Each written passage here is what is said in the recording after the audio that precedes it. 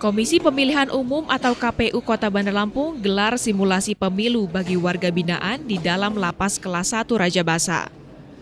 Tujuan dari simulasi ini untuk memberikan pemahaman tentang tata cara pemilihan umum di TPS yang ada di dalam lapas sehingga tercipta proses yang transparan, jujur, dan adil.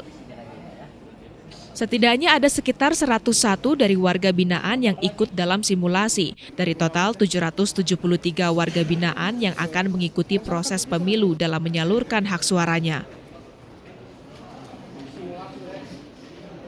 Lokasi TPS akan kita bagi dalam 3 lokasi yang terpisah sehingga tidak mengurangi kegaduhan ataupun cara perhitungan.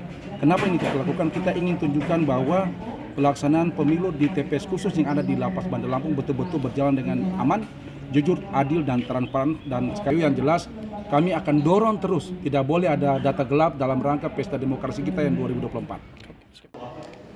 Komisioner KPU Kota Bandar Lampung, Ferry Triatmojo mengatakan, dari hasil simulasi pemilu ini, tercatat waktu proses pemilihan 5 lembar suara yang dilakukan golongan muda memakan waktu sekitar 1:30 menit, sementara pemilih usia tua sekitar 2 menit. Ferry juga mengatakan sebelum simulasi dilakukan juga diberikan sosialisasi tentang cara menggunakan hak pilih.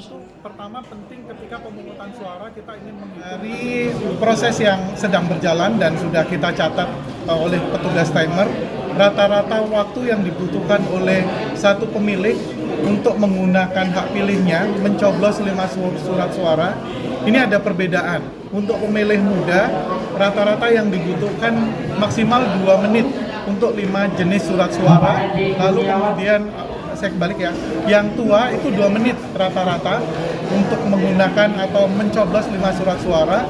Kemudian kalau pemilih muda, warga binaan yang masih kategori pemilih muda itu mereka menggunakan waktunya durasinya 1,5 menit sampai 2 menit untuk mencoblos 5 surat suara.